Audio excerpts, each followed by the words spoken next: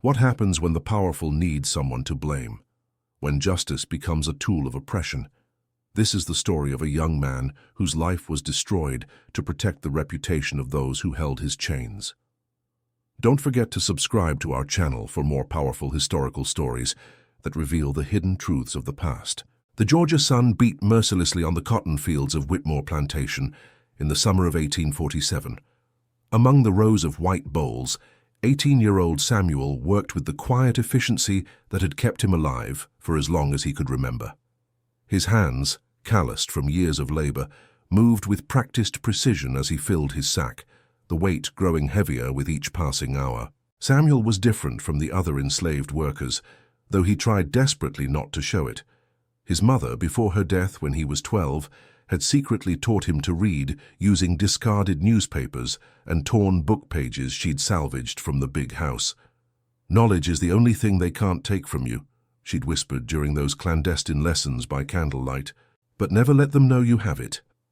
The Whitmore estate was one of the largest in Hancock County, owned by Judge Cornelius Whitmore, a man whose word carried the weight of law throughout the region. The judge was a tall, imposing figure, with steel-gray hair and cold blue eyes that seemed to see through everyone around him. He had built his reputation on being tough but fair, a pillar of Southern society, who commanded respect from both his peers and his property. His wife, Margaret Whitmore, was 28 years old and had been married to the judge for 8 years. She was a woman of delicate beauty, with auburn hair that caught the light like burnished copper, and green eyes that held depths of loneliness that few ever noticed. Margaret had been raised in Charleston society, educated in literature and music, but found herself isolated on the plantation with little intellectual stimulation and a husband 20 years her senior, who viewed her more as an ornament than a companion. The plantation house stood like a white monument to power and privilege, its tall columns and wraparound porches speaking of wealth built on the backs of human bondage. Inside, the rooms were filled with fine furniture imported from Europe, crystal chandeliers, and portraits of stern-faced ancestors who had established the family fortune generations ago. Samuel's quarters were in the slave cabins behind the main house, simple wooden structures that housed the plantation's workforce. He shared his small space with 2 other young men, but he often found himself lying awake at night, staring at the ceiling and wondering what lay beyond the boundaries of Whitmore land. It was on a particularly hot afternoon in July that Samuel's life began its tragic trajectory toward destruction. He had been assigned to help with repairs to the main house's library, a room lined floor to ceiling with leather-bound volumes that represented more knowledge than Samuel had ever imagined could exist in one place. As he worked to fix a loose floorboard, Margaret Whitmore entered the room. She moved with the grace of someone accustomed to fine things, her pale blue dress rustling softly as she approached the shelves. Samuel immediately lowered his eyes, as was expected, but not before he caught sight of the book in her hands, a volume of poetry by Lord Byron. "You may continue your work," she said softly, her voice carrying the refined accent of Charleston society. "I'll just be reading quietly." Samuel nodded and returned to his task, but he found his concentration broken by the sound of her voice as she read aloud softly, almost to herself. The words were beautiful, speaking of love and longing in ways that stirred something deep within him. He had never heard poetry recited with such feeling, such understanding of the emotions behind the words. "She walks in beauty, like the night of cloudless climes and starry skies." Margaret's voice drifted across the room, and Samuel found himself pausing in his work, captivated despite himself. When she finished the passage, there was silence. Samuel realized he had stopped working entirely and was listening with rapt attention. Quickly, he bent back to his task, hoping she hadn't noticed. "Do you know that poem?" Margaret asked suddenly. Samuel's heart raced. He should say no, should maintain the facade of ignorance that kept enslaved people safe. But something in her tone, a genuine curiosity rather than suspicion, made him hesitate. "No, ma'am," he replied carefully, his voice barely above a whisper. Margaret studied him for a moment, and Samuel felt as though she could see right through his lie. There was an intelligence in her eyes that made him uncomfortable, as if she understood more about the world than her sheltered life should have allowed. "It's Byron," she said finally. one of the greatest poets of our time. He understood that beauty and darkness often walk hand in hand. Samuel nodded politely and tried to focus on his work, but he could feel her watching him. The afternoon stretched on in this strange tension, with Margaret reading quietly, and Samuel acutely aware of every sound she made, every rustle of her dress, every soft sigh as she turned the pages. When he finished his work and gathered his tools, Margaret spoke again. "The floorboard sounds much better now. Thank you for your careful work." "Yes, ma'am," Samuel replied, still not meeting her eyes. As he reached the door, she called out once more, "Samuel, isn't it?" He turned, surprised that she knew his name. "Yes, ma'am." "You have very gentle hands for such demanding work. I imagine you could handle delicate tasks quite well." There was something in her tone that made Samuel's chest tighten, with an emotion he couldn't name. He nodded quickly and escaped from the room, his heart pounding as he made his way back to the safety of the fields. That night, as he lay in his narrow bunk, Samuel couldn't shake the memory of Margaret's voice reading poetry, or the way she had looked at him as if she saw something more than just another piece of property. He told himself it meant nothing, that he was reading too much into a simple conversation.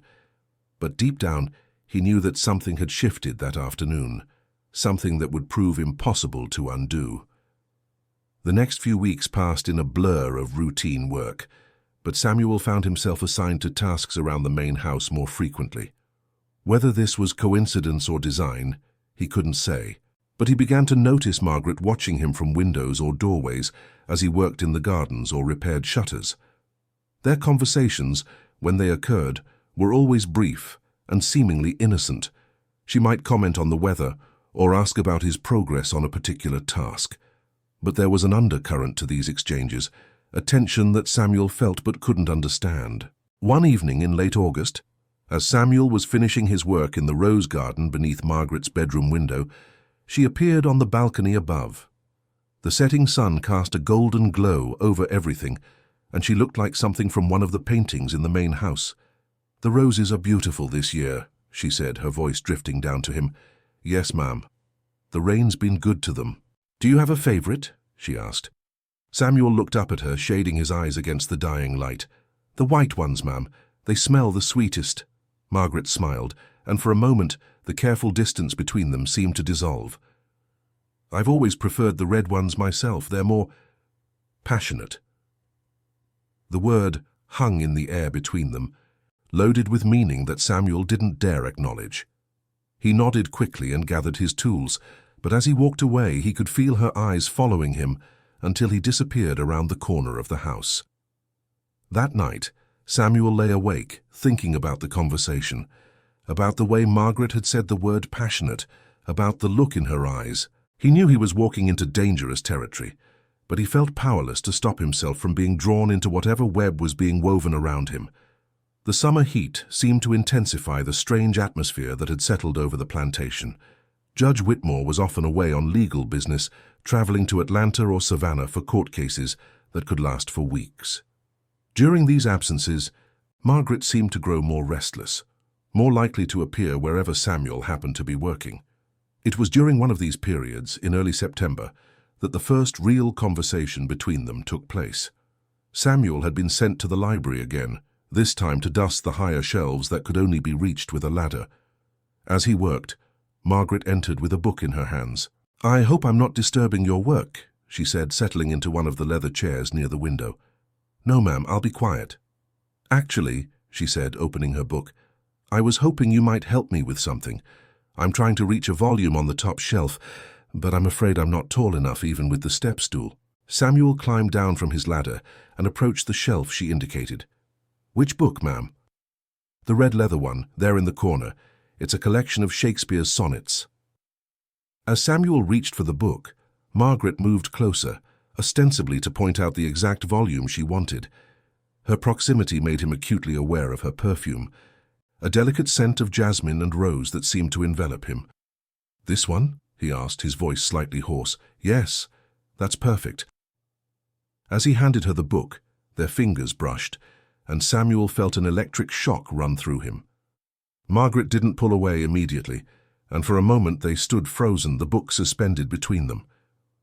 "Thank you," she whispered, her green eyes looking directly into his for the first time. Samuel felt as though he was drowning in those eyes, in the warmth and loneliness he saw there. Every instinct told him to step away, to return to his work, to maintain the safe distance that kept enslaved people alive. But he found himself unable to move, caught in a moment that seemed to stretch into eternity. "Ma'am," he said finally, his voice barely audible. "Margaret," she corrected softly. "When we're alone, you can call me Margaret." The use of her first name felt like crossing a line that could never be uncrossed. Samuel knew he should refuse, should maintain the proper forms of address that kept the world in its ordained order. But something in her voice, a vulnerability that matched his own, made him nod. "Margaret," he repeated, and the name felt strange and wonderful on his tongue. She smiled then, a real smile that transformed her entire face. "Would you like to hear one of the sonnets?" Shakespeare understood the human heart better than anyone. Samuel knew he should say no, should finish his work and leave, but he found himself nodding, drawn by the promise of beauty and the dangerous intimacy of the moment. Margaret opened the book and began to read, her voice soft and melodious. "Shall I compare thee to a summer's day? Thou art more lovely and more temperate." As she read, Samuel found himself studying her face, the way her lips formed the words, the gentle rise and fall of her chest as she breathed. He had never been this close to a white woman before, had never been allowed to see one as simply human, rather than as an untouchable symbol of power and privilege. When she finished the sonnet, there was silence between them, heavy with unspoken thoughts and dangerous possibilities. "It's beautiful," Samuel said finally. "Yes," Margaret agreed, but she was looking at him rather than the book. Beauty can be found in the most unexpected places. The moment was broken by the sound of footsteps in the hallway. Margaret quickly stepped away, and Samuel returned to his ladder, both of them resuming their proper roles just as one of the house servants entered to announce that dinner was ready. As Samuel continued his work, he could feel the weight of what had just passed between them. He knew that he was playing with fire, that the consequences of whatever was developing between him and Margaret could be catastrophic. But he also knew that he was already too far down this path to turn back. The autumn days grew shorter, and with them, the opportunities for these stolen moments became more precious and more dangerous. Judge Whitmore's absences continued, and during these times, Margaret seemed to seek out Samuel's company with increasing frequency. Their conversations grew longer and more intimate. Margaret would ask about his life, his thoughts, his dreams.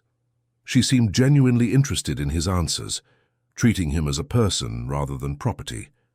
In return, Samuel found himself sharing things he had never told anyone, his memories of his mother, his secret ability to read, his longing for freedom. "If you could go anywhere in the world," Margaret asked one afternoon as they sat in the garden, "where would you go?" Samuel considered the question carefully. "North," he said finally. "I've heard there are places where a man can be free, where the color of his skin doesn't determine his fate." Margaret nodded thoughtfully. "I've read about such places, cities where people of all backgrounds live and work together. It sounds wonderful." "What about you?" Samuel asked, then immediately regretted the question. It was too familiar, too presumptuous. But Margaret didn't seem offended. "I think I'd like to see Paris," she said dreamily. "I've read so much about it. The art, the literature, the freedom of thought.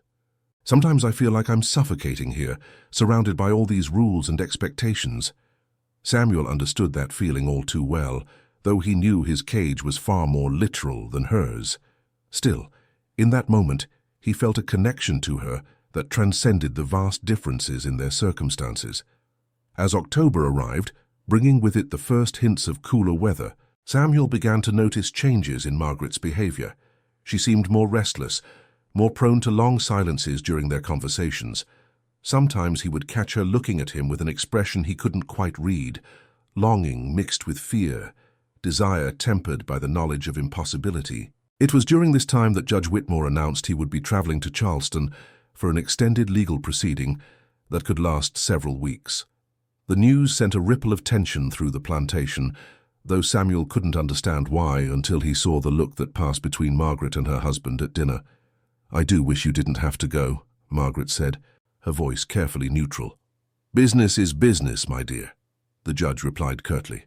"The plantation will run itself, and you have the servants to attend to your needs. I trust you'll find ways to occupy your time." There was something in his tone that suggested he knew exactly how she had been occupying her time, and Samuel felt a chill of fear run down his spine. But when he looked at Margaret, she appeared calm and composed, giving no sign that she understood any hidden meaning in her husband's words. The judge left on a Monday morning in late October, his carriage disappearing down the long drive in a cloud of dust. Samuel watched from the fields, a sense of foreboding settling over him like a dark cloud. He knew that with the judge gone, whatever had been building between him and Margaret would either come to a head or be forced to end forever. That evening, as Samuel finished his work in the stables, one of the house servants approached him. "Mrs. Whitmore wants to see you in the library," the woman said, her eyes avoiding his. "She says there's some repair work that needs doing." Samuel's heart began to race. He knew there was no repair work in the library. He had been there just days before and everything was in perfect condition. This was something else entirely, and they both knew it. As he walked toward the main house, Samuel felt as though he was walking toward his destiny, whatever that might be. The setting sun painted the sky in shades of red and gold, and somewhere in the distance, he could hear the mournful call of a whippoorwill. He paused at the library door, his hand raised to knock, knowing that whatever happened next would change everything forever. Samuel's knuckles barely grazed the library door before Margaret's voice called softly from within. "Come in." He entered to find her standing by the window, silhouetted against the dying light. She had changed from her usual day dress into something simpler, a white cotton gown that made her look younger, more vulnerable. Her auburn hair was loose around her shoulders instead of pinned up in its usual elaborate style. "You wanted to see me, Ma'am?" Samuel asked, though his voice caught slightly on the formal address. Margaret turned from the window, and Samuel could see that her eyes were bright with unshed tears. "I asked you to call me Margaret when we're alone," she said softly. "Margaret," he corrected, the name feeling both natural and dangerous on his lips. She moved closer to him, and Samuel could see the conflict playing out across her features. Desire warring with propriety, longing fighting against the knowledge of consequences. "My husband will be gone for 3 weeks, she said, her voice barely above a whisper. 3 weeks of this terrible silence, this emptiness.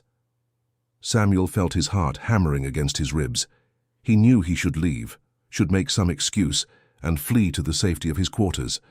But Margaret's pain was so evident, so raw, that he found himself stepping closer instead of backing away.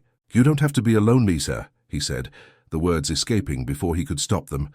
Margaret's breath caught, and for a moment they stood frozen, the weight of his words hanging between them like a bridge neither could cross safely. "Samuel," she whispered, and his name on her lips sounded like a prayer and a curse combined. "I know this is wrong," he said, his voice rough with emotion. "I know what could happen to both of us, but I can't stop thinking about you, about these moments we share. You make me feel like I'm more than just property," Margaret finished for him. "I know. You make me feel like I'm more than just an ornament, more than just a pretty thing to display at dinner parties." They were standing so close now that Samuel could feel the warmth radiating from her skin, could smell the jasmine in her hair. Every rational thought in his head screamed at him to step away, but his body seemed to have a will of its own. "This is madness," Margaret said, but even as she spoke, her hand reached out to touch his face, her fingers tracing the line of his jaw with infinite gentleness. Samuel closed his eyes at her touch, feeling as though he might collapse from the intensity of the sensation.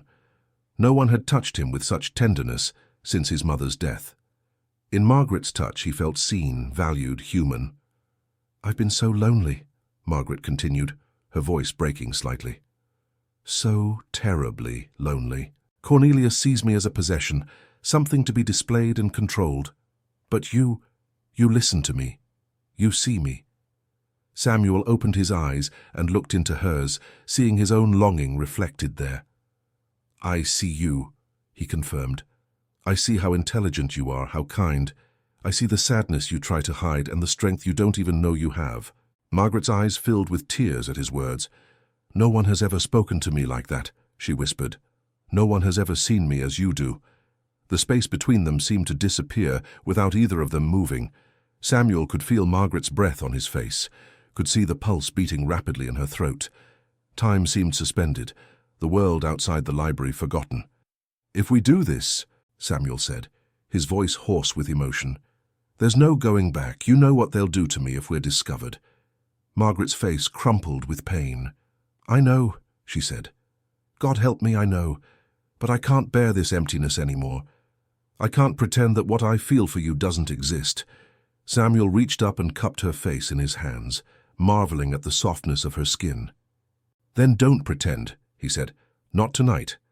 What followed was a night that would haunt Samuel for the rest of his life, not because it was wrong, but because it was the only time he had ever felt truly alive. In Margaret's arms, he discovered a tenderness and passion he had never imagined possible. She touched him as though he were precious, as though he mattered, and for those stolen hours, the brutal realities of their world ceased to exist. They talked through the night, sharing stories and dreams, fears and hopes. Margaret told him about her childhood in Charleston, about the books that had shaped her mind and the music that moved her soul. Samuel shared his memories of his mother, his secret education, his dreams of freedom. "I wish we could run away together," Margaret said as dawn began to creep through the windows. "I wish we could go to one of those northern cities you talked about, where we could just be Samuel and Margaret, not master and slave." Samuel held her close, knowing that such dreams were impossible, but unable to resist imagining them for just a moment. "In another life," he said softly, "in another world, maybe we could have been happy together." As the sun rose, reality began to intrude once again. Margaret had to return to her role as the judge's wife, and Samuel had to become invisible once more. But something fundamental had changed between them, something that could never be undone. The next few weeks passed in a haze of stolen moments and desperate longing. Whenever possible, Margaret would find excuses to be alone with Samuel.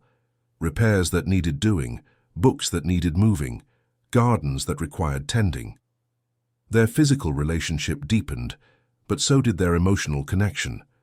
Samuel found himself living for these moments, counting the hours until he could see Margaret again, hold her again, pretend for a little while that they were just two people in love, rather than participants in a relationship that could destroy them both. Margaret seemed transformed by their affair. The sadness that had always shadowed her eyes was replaced by a glow that made her more beautiful than ever. She smiled more, laughed more, and seemed to move through her days with a lightness that hadn't been there before. But Samuel also began to notice troubling signs. Margaret was becoming careless, allowing their conversations to go on too long in places where they might be overheard.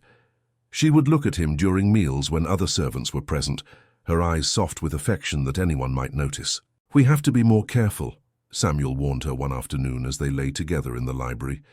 "People are starting to notice."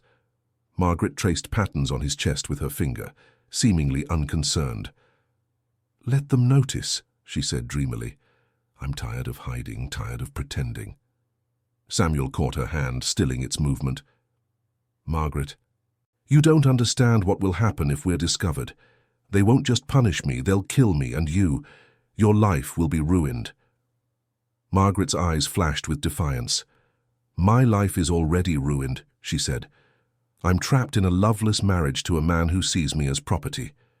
At least with you I feel alive."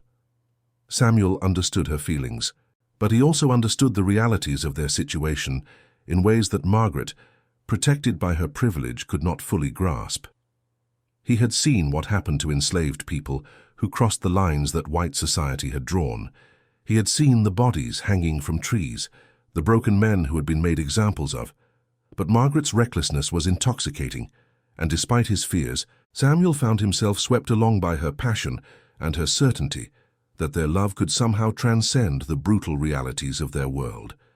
It was in early November that Margaret first mentioned the possibility that she might be pregnant. She said it casually, almost as an afterthought, but Samuel felt the words hit him like a physical blow. "What did you say?" he asked, his voice barely audible. Margaret looked up at him with eyes that were bright with a mixture of joy and terror. "I said I might be carrying your child." Samuel felt the world tilt around him. A child. Their child. The implications crashed over him in waves. The impossibility of the situation. The danger to all three of them. The certain destruction that would follow discovery. "Are you certain?"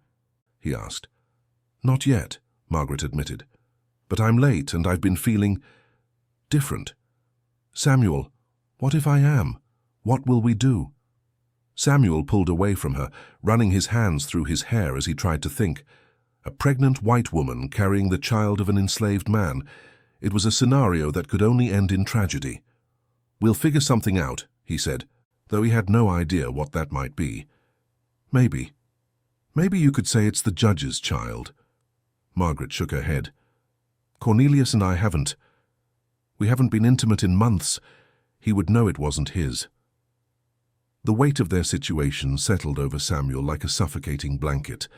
There was no way out, no solution that didn't end in disaster for all of them. "Maybe you're not pregnant," he said desperately. "Maybe it's just stress or—" But even as he spoke, Samuel could see in Margaret's eyes that she knew the truth. She was carrying his child, and that child would be the evidence that condemned them both. Over the next few days, Margaret's pregnancy became undeniable. She was sick in the mornings, tired in the afternoons, and her body began to show the subtle changes that confirmed their worst fears. "I'm scared," she admitted to Samuel one evening as they sat together in the garden. "I'm terrified of what Cornelius will do when he finds out." Samuel took her hands in his, feeling their trembling. "We'll protect the baby," he promised, though he had no idea how. "Whatever happens, we'll make sure our child is safe." Margaret looked at him with tears in her eyes. "Our child," she repeated.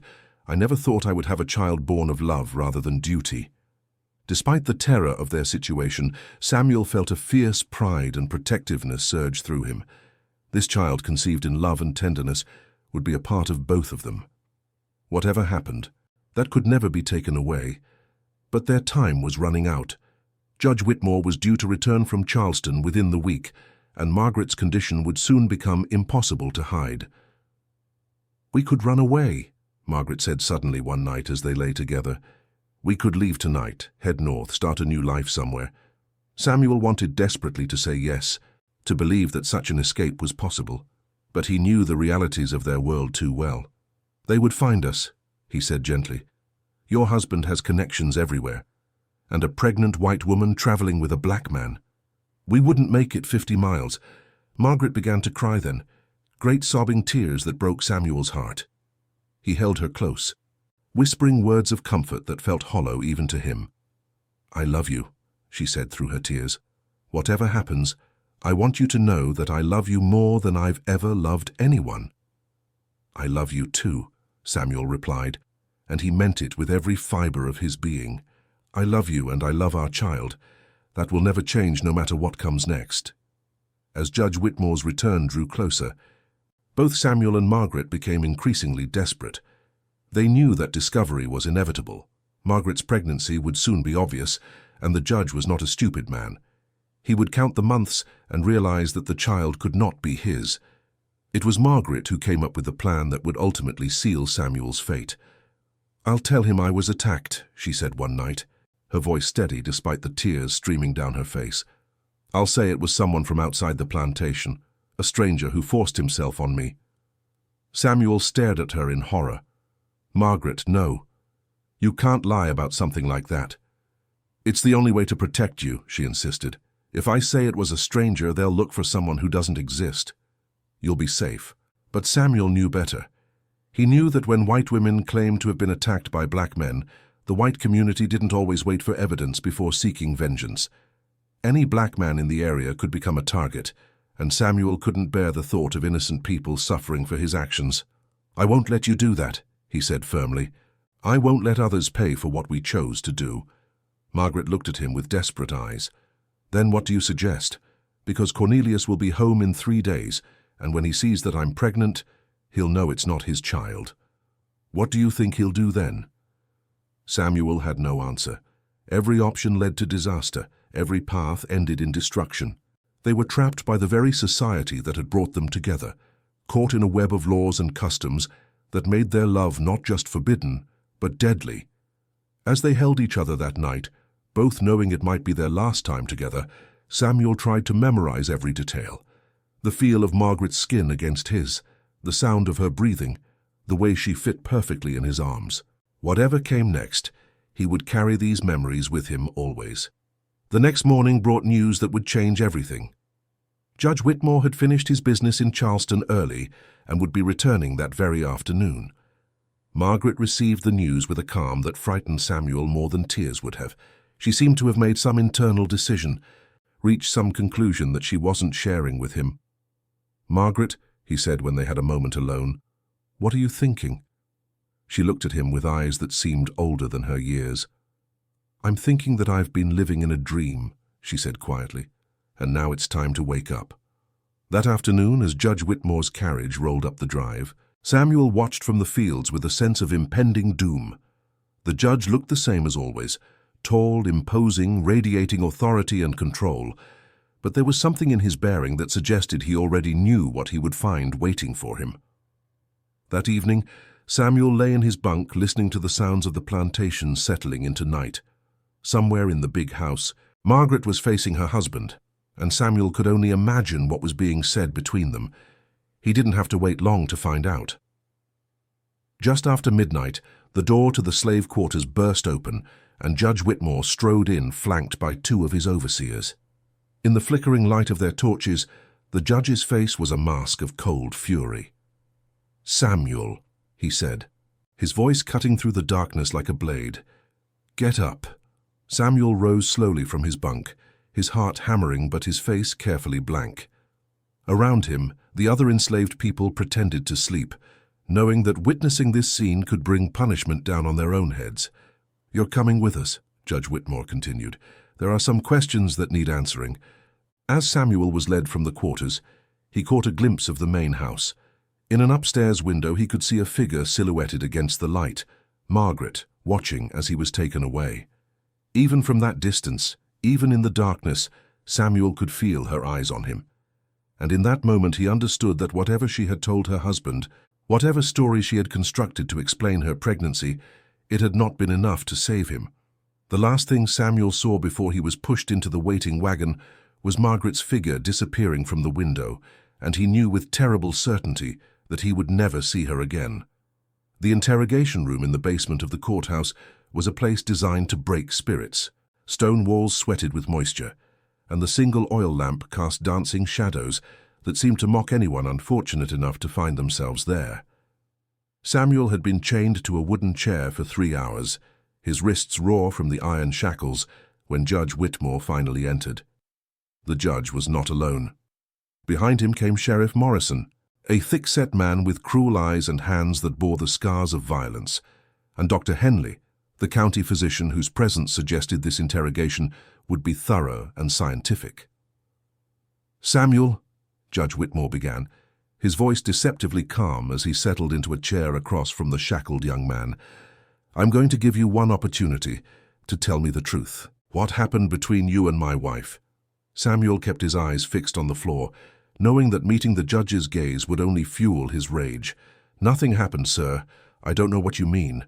The backhanded blow came so fast that Samuel's head snapped to the side, his ear ringing from the impact. Sheriff Morrison flexed his fingers, preparing for another strike. "Let's try again," Judge Whitmore said, his tone never changing. "My wife is pregnant with a child that is not mine. She claims she was attacked by a stranger, but we both know that's impossible. This plantation is too well guarded, too isolated, so I'll ask you again. What happened?" Samuel's mind raced. If Margaret had claimed it was a stranger, she was trying to protect him. But he could see in the judge's eyes that the man already knew the truth, or at least suspected it strongly enough to act. "I don't know anything about Mrs. Whitmore being pregnant, sir," Samuel said, tasting blood from his split lip. "I only see her when I'm doing work around the house." This time it was Sheriff Morrison who spoke. "Boy, we found something interesting in your quarters." He held up a small piece of fabric, white cotton with delicate lace trim. Samuel's heart sank as he recognized it as part of a handkerchief Margaret had given him weeks ago. "This belongs to Mrs. Whitmore," the sheriff continued. "Want to explain how it ended up under your mattress?" Samuel's mouth went dry. He had kept the handkerchief as a token, something to remember their time together by. Now it would be used as evidence against him. I found it in the garden," he said desperately. "I was going to return it, but I forgot." Judge Whitmore laughed, a sound devoid of any warmth. "You forgot to return my wife's personal belongings. How convenient." He leaned forward, his cold blue eyes boring into Samuel's. "Let me tell you what I think happened. I think you've been taking liberties with my wife. I think you seduced her, took advantage of her gentle nature and loneliness, and I think you got her pregnant." "No, sir," Samuel said, though his voice lacked conviction. "I would never—" "Never what?" Judge Whitmore interrupted. "Never touch a white woman, never forget your place? Because that's exactly what you did, isn't it?" Dr. Henley, who had been silent until now, stepped forward with his medical bag. "Judge, if you'd like me to examine the boy, I can determine if he's been active recently." Samuel's stomach churned at the implication. The humiliation of such an examination would be almost as bad as the physical pain they were inflicting. "That won't be necessary, Doctor," Judge Whitmore said, never taking his eyes off Samuel.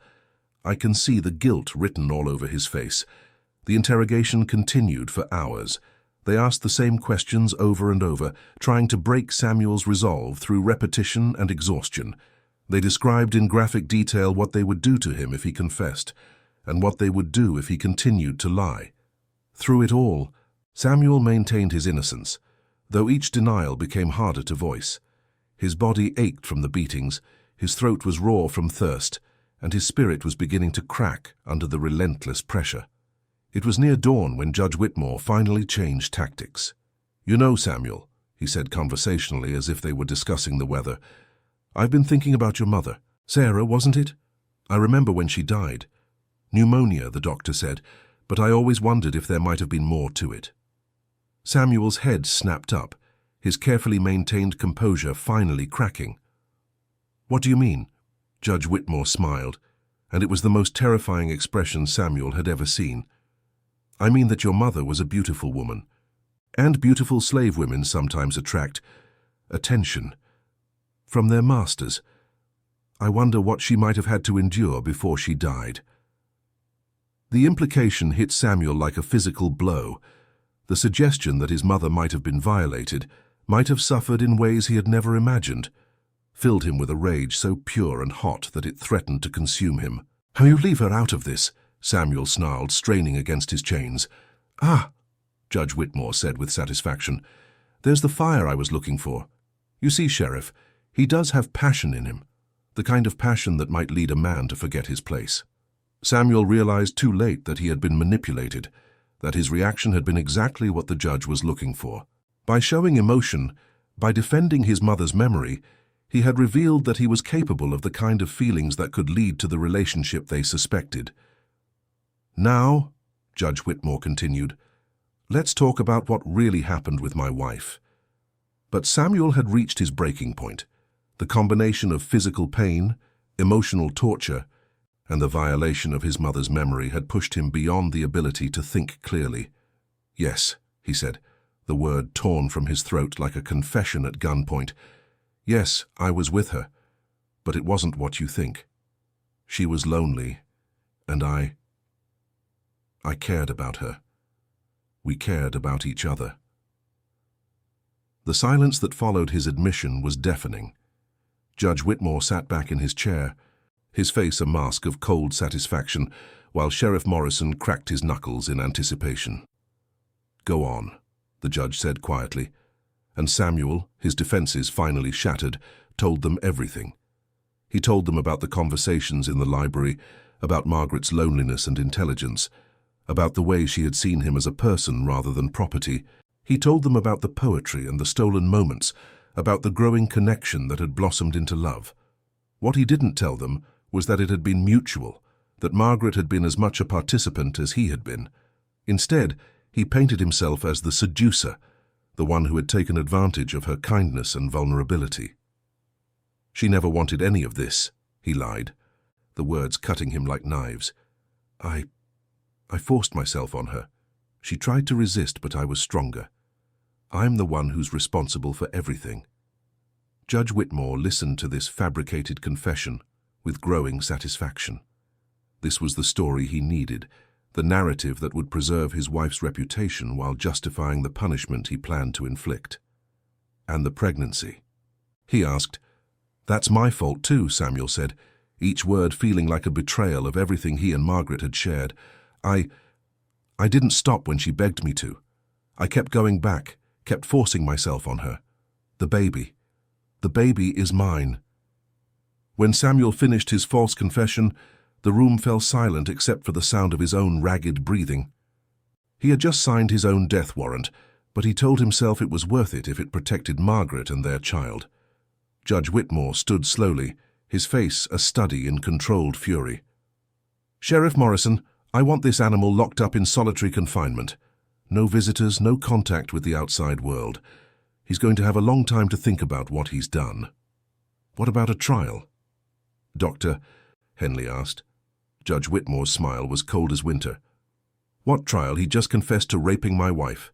In this county, that's all the trial we need." As Samuel was dragged from the interrogation room, his mind was already beginning to fracture under the weight of what he had done. He had saved Margaret by destroying himself, but the cost was almost more than he could bear. The cell they threw him into was a stone box barely large enough for a man to lie down in. There was no window, no light except for the thin beam that crept under the door during daylight hours. The walls wept with moisture, and the floor was covered with moldy straw that hadn't been changed in months. In that darkness, Samuel began the long journey into madness that would define the next 5 years of his life. Days blended into nights, with no way to mark the passage of time. Food came irregularly, sometimes a bowl of thin gruel, sometimes nothing at all. Water was provided in a rusty bucket that Samuel had to ration carefully, never knowing when it would be refilled. But the physical deprivation was nothing compared to the mental torture. In the endless darkness, Samuel's mind began to play tricks on him. He heard Margaret's voice calling his name, felt her touch on his skin, smelled her jasmine perfume in the fetid air of his cell. Sometimes he would have entire conversations with her, explaining why he had lied, why he had painted himself as a monster to protect her.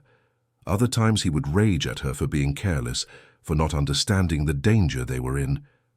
"You should have been more careful," he would whisper to the darkness. "You should have known this would happen."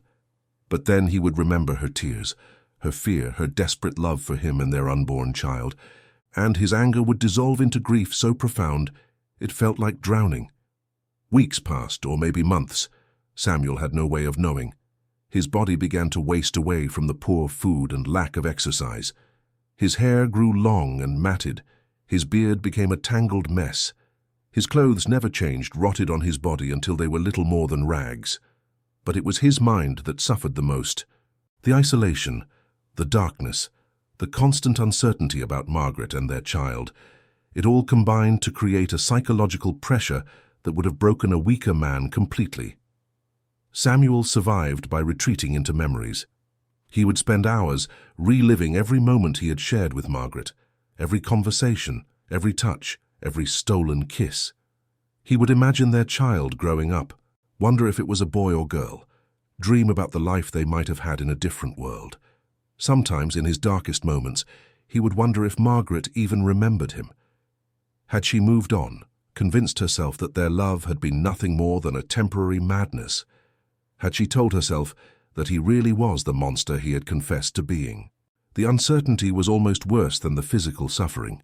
Not knowing whether Margaret was safe, whether their child had been born healthy, whether his sacrifice had meant anything at all, these questions gnawed at him like physical pain. It was during his second year in solitary confinement that Samuel began to hear the voices. At first, they were whispers at the edge of his consciousness, easily dismissed as products of his deteriorating mental state. But gradually, they became clearer, more insistent. Sometimes, it was his mother's voice, telling him to be strong, to survive. Sometimes it was Margaret, begging him to hold on, promising that their love had been real and meaningful. And sometimes it was the voice of their child, a voice he had never heard but somehow recognized, calling him father, and asking why he had abandoned them. These auditory hallucinations became Samuel's companions in the endless darkness. He would have long conversations with these phantom voices, finding in them the human connection that had been stripped away from him. "I didn't abandon you," he would whisper to his imaginary child. "I saved your mother. I saved both of you." But even as he spoke these words, Samuel began to doubt their truth.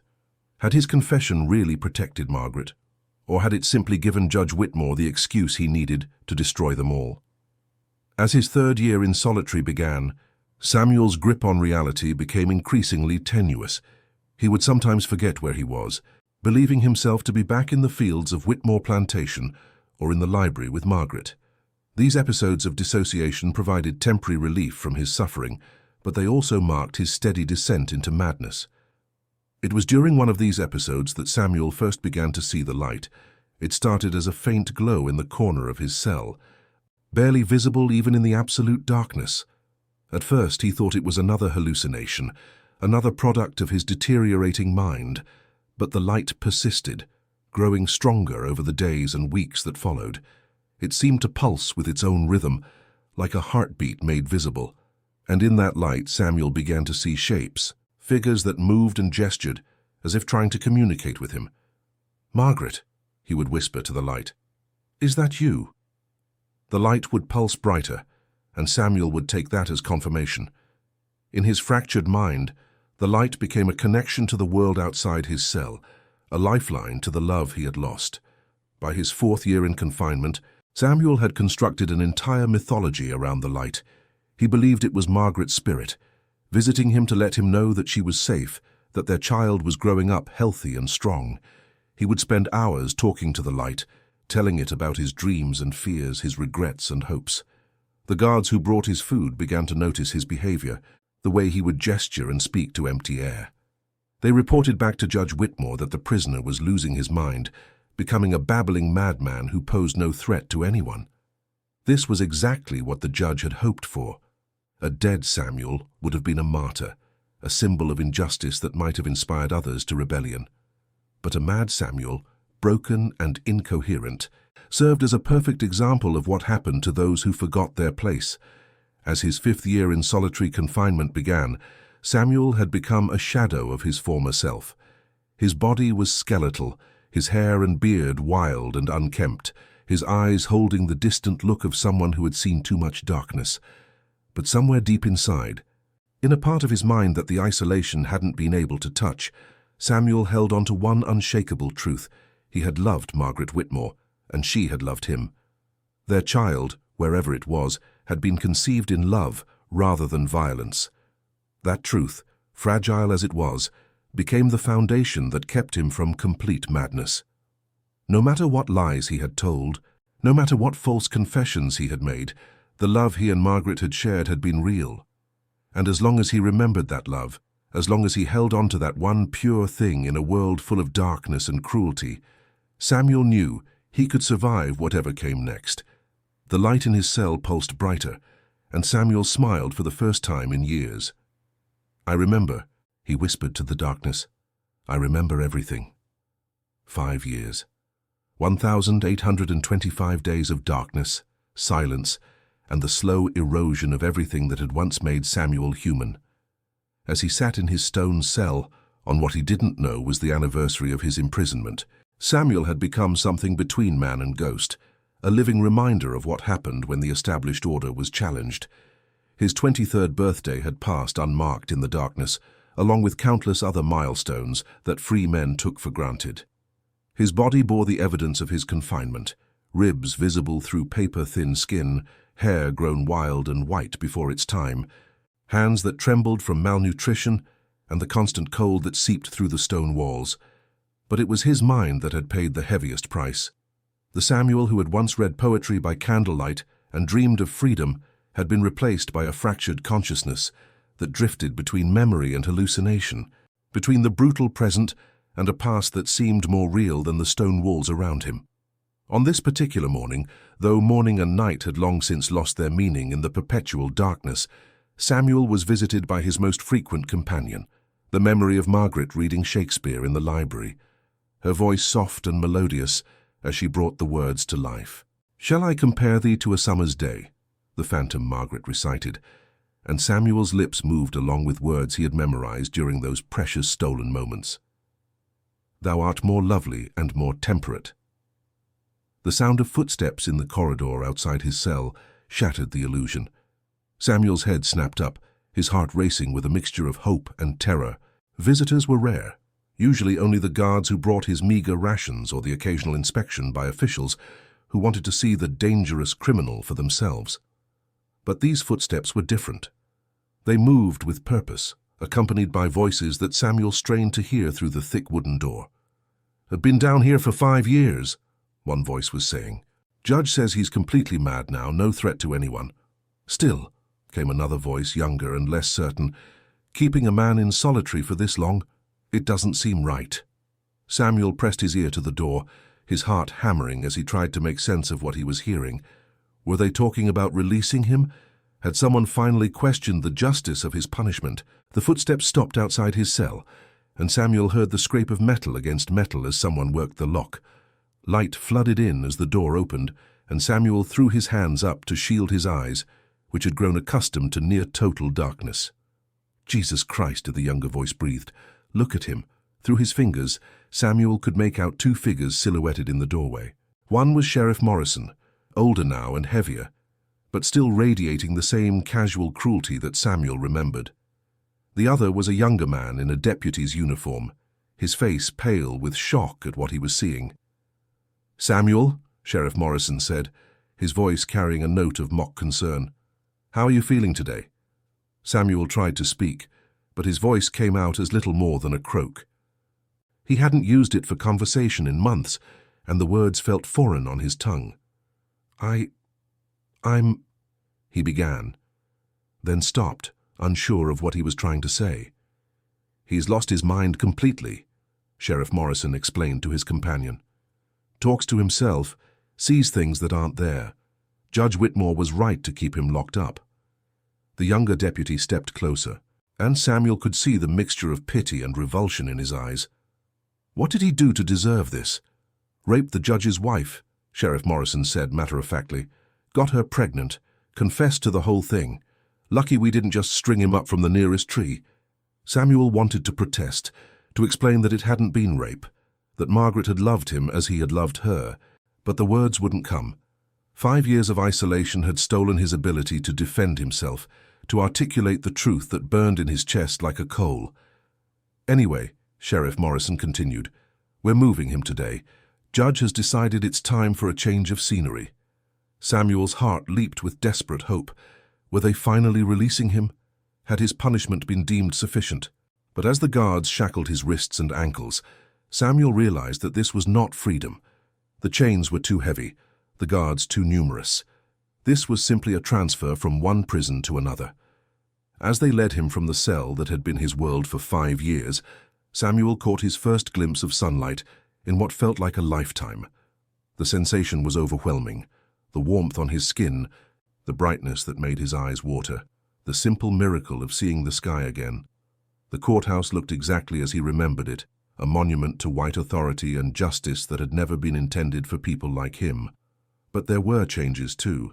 New buildings, different faces, signs of a world that had continued to turn while he had been buried alive in his stone tomb. They loaded him into a wagon, and as it began to move, Samuel caught sight of something that made his heart stop.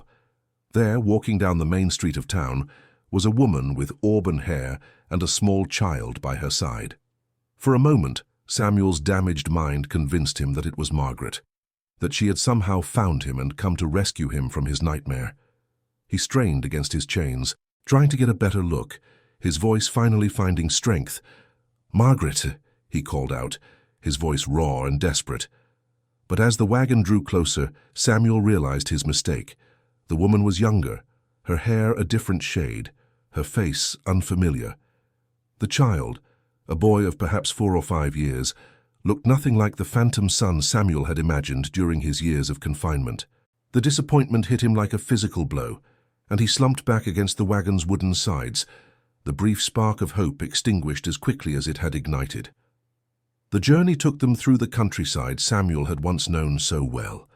They passed Whitmore Plantation, and Samuel's eyes searched desperately for any sign of Margaret or their child. But the fields were worked by unfamiliar faces, and the big house seemed smaller somehow, less imposing than it had in his memories. "Where are we going?" Samuel finally managed to ask.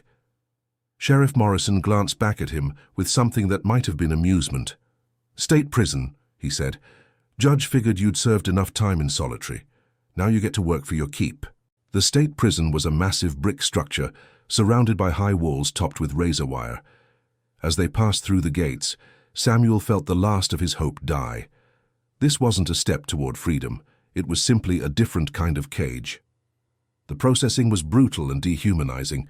They stripped him of his rags, hosed him down with cold water, and issued him a striped uniform that hung loose on his emaciated frame. A prison barber roughly cut his hair and beard, revealing a face that Samuel barely recognized when he caught sight of himself in a cracked mirror. The man looking back at him was a stranger, hollow-cheeked, prematurely aged, with eyes that held the distant look of someone who had seen too much darkness. This wasn't the young man who had fallen in love with Margaret Whitmore. This was a broken thing, a cautionary tale made flesh. His cell in the general population was a luxury compared to his solitary confinement. It had a window, a proper bed, and most importantly, other human beings nearby. But Samuel found that 5 years of isolation had left him unable to connect with his fellow prisoners. Their conversations seemed to come from another world, their concerns and complaints trivial compared to the weight of his own suffering. The work was backbreaking, 12 hours a day in the prison quarry, breaking rocks under the merciless sun. But for Samuel, who had spent 5 years without seeing daylight, even this brutal labor felt like a gift. The sun on his face, the ache in his muscles, the simple act of moving his body, all of it reminded him that he was still alive. It was during his 3rd week at the state prison that Samuel received his first visitor in 5 years. The guard who came to fetch him wore an expression of barely concealed disgust. "You got a visitor," he said. "Some lawyer from Atlanta. Don't know why anyone would waste their time on trash like you." Samuel's heart raced as he was led to the visiting room. Could it be someone sent by Margaret? Had she finally found a way to help him? But the man waiting for him was a stranger, a well-dressed white man in his 50s, with kind eyes and a gentle manner that seemed out of place in the harsh environment of the prison. "Samuel," the man said, rising as Samuel was brought in. "My name is Thomas Hartwell. I'm an attorney and I've been looking into your case." Samuel stared at him in confusion. "My case? I don't understand." Hartwell gestured for Samuel to sit, his expression grave. "I represent a group of people who are concerned about the treatment of prisoners in this state. Your situation came to our attention because of the unusual length of your solitary confinement." "I don't need a lawyer," Samuel said, his voice hollow. "I confessed. I'm guilty." Hartwell leaned forward, his eyes intense. "Samuel, I've read the records of your case. I've spoken to people who knew you before your arrest. The man they describe doesn't match the crime you confessed to." Samuel felt a familiar panic rising in his chest. He couldn't let this man dig too deeply, couldn't risk exposing the truth about Margaret and their relationship. "I did what they said I did," he insisted. I forced myself on Mrs. Whitmore. I'm a rapist." But Hartwell wasn't deterred. "Samuel, I've been practicing law for 25 years. I know the difference between a genuine confession and one given under duress. You were protecting someone, weren't you?" The question hit Samuel like a physical blow. For 5 years he had told himself that his sacrifice had been worth it, that his lies had protected Margaret and their child.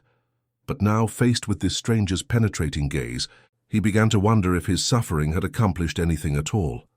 "It doesn't matter," Samuel said finally. "What's done is done." Hartwell studied him for a long moment. "Samuel, there are things you don't know. Things that have happened since your imprisonment. Mrs. Whitmore, she's dead." The words hit Samuel like a thunderbolt. The room seemed to spin around him, and he gripped the edge of the table to keep from falling. "Dead?" he whispered. "How?" Hartwell's expression was gentle, but unflinching. "She died in childbirth, Samuel, 3 months after you were arrested. The baby. The baby didn't survive either. Samuel felt something inside him break, not the slow erosion of his spirit that had characterized his years in solitary, but a sudden, catastrophic collapse of everything he had built his survival upon. Margaret was dead. Their child was dead. His sacrifice had been for nothing. "No," he said, shaking his head violently. "No, that's not. She was supposed to be safe. I protected her. I confessed so she would be safe." "Samuel," Hartwell said gently, "Judge Whitmore blamed his wife for what happened. He believed she had encouraged your cause attention. After you confessed, he treated her like a pariah. She was isolated, shunned, forbidden from leaving the plantation. The stress, the shame he made her feel, it killed her." The truth crashed over Samuel in waves. His confession hadn't protected Margaret. It had condemned her. By painting himself as a rapist, he had made her a victim in the eyes of society, but also a collaborator in the eyes of her husband. She had been punished for his crime, real or imagined. "The child," Samuel managed to ask through his tears, "was it?" "A boy," Hartwell said softly. "He lived for 3 days. They buried them together in the Whitmore family plot." Samuel doubled over as if he had been punched in the stomach. A son. He had had a son, and now both his son and the woman he loved were dead because of choices he had made trying to protect them. "I killed them," he whispered. "I killed them both." "No," Hartwell said firmly. "Judge Whitmore killed them. His pride, his need for vengeance, his inability to see his wife as anything more than property, that's what killed them. You were just a convenient scapegoat." But Samuel wasn't listening. In his mind, he was seeing Margaret as she had been in their last moments together, frightened but determined, willing to face whatever came to protect their love. He had failed her in the most fundamental way possible. "Why are you telling me this?" Samuel asked, his voice broken. Hartwell hesitated. "Because Judge Whitmore is dead too. He died last month, and his papers have come to light. There are inconsistencies in your case, evidence that suggests your confession may not have been entirely voluntary." Samuel looked up sharply. "What kind of evidence?" "Letters," Hartwell said. "Letters that Judge Whitmore wrote but never sent, describing his suspicions about his wife's relationship with you. Letters that suggest he knew the truth long before he confronted either of you." The implication was staggering. If Judge Whitmore had known about the relationship beforehand, then Samuel's confession had been unnecessary. Margaret might have been saved if Samuel had simply told the truth from the beginning. "There's more," Hartwell continued. "The judge kept a journal. In it, he describes his interrogation techniques, his methods for extracting confessions. Samuel, what he did to you. It was torture. Your confession would never hold up in a modern court." Samuel felt a bitter laugh escape his lips. "A modern court? What good does that do me now? They're dead. Margaret and our son are dead, and I'm the one who killed them with my lies." "You're not responsible for their deaths," Hartwell insisted, "but you could be responsible for making sure this never happens to anyone else. Help me expose what Judge Whitmore did. Help me make sure his methods die with him." Samuel stared at the lawyer, trying to process what he was being asked to do. For 5 years, he had lived with the belief that his suffering had meaning, that his sacrifice had protected the people he loved.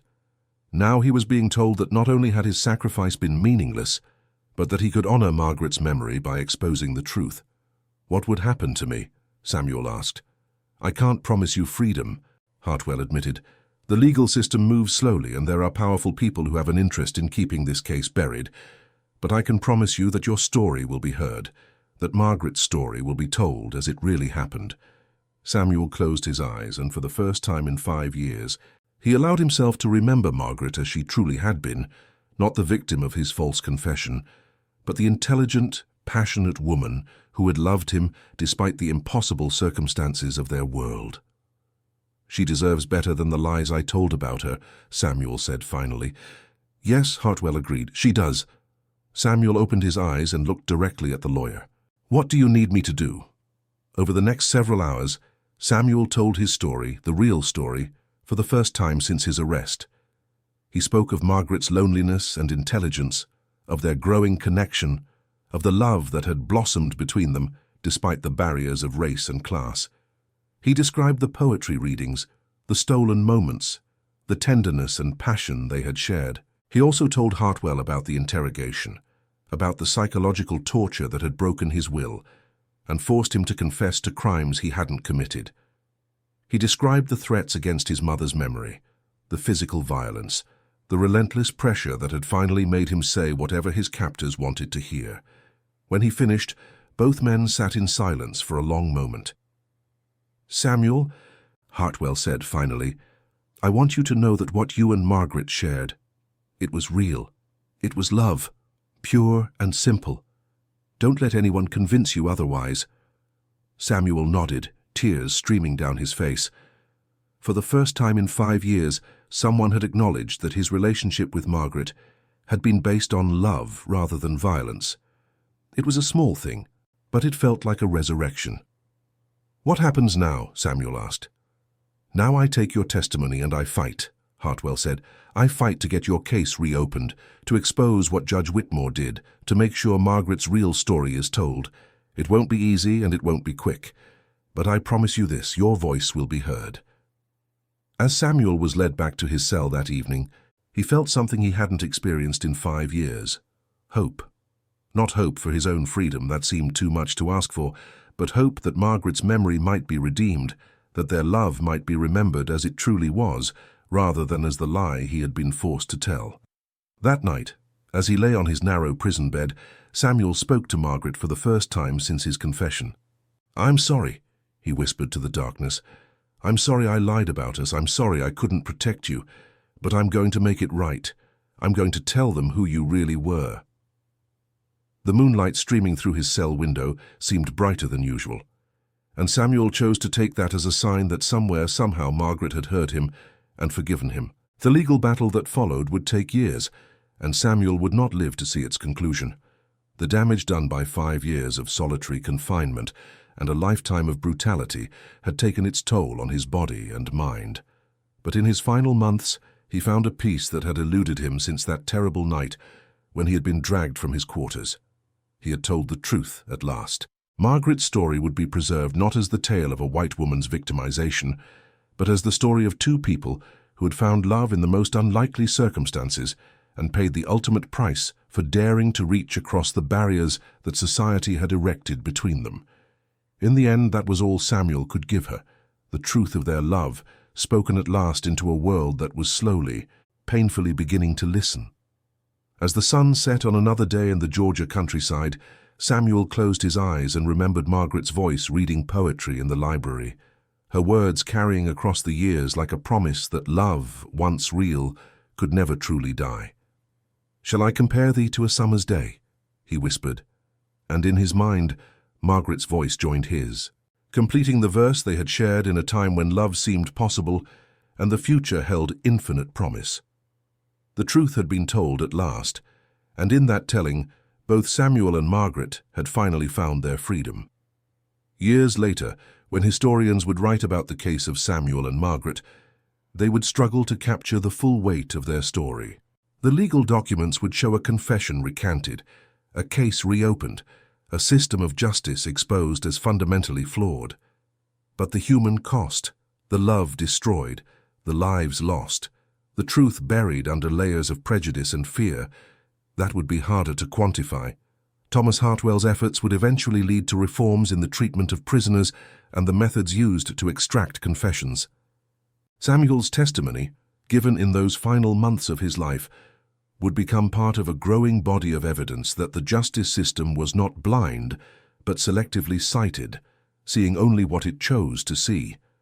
Margaret Whitmore's grave, once marked only with the dates of her birth and death, would eventually bear a new inscription: "Beloved Mother, whose love transcended the boundaries of her time." It was a small acknowledgement, but it was the truth. And in the end, perhaps that was enough, that 2 people who had dared to love across the most forbidden boundaries of their society had finally been remembered not as criminal and victim, but as what they truly were: human beings whose love had been real, whose suffering had meaning, and whose story deserved to be told. If this story moved you, please subscribe to our channel and share it with others. These are the stories that need to be told, the truths that need to be remembered. History is not just about the powerful, it's about the ordinary people who dared to love, to hope, and to fight for something better. Thank you for listening to Samuel and Margaret's story. Their love may have been forbidden, but their humanity was undeniable. In remembering them, we honor not just their memory, but our commitment to a world where love is stronger than hate, where truth is more powerful than prejudice, and where every human being is worthy of dignity and respect.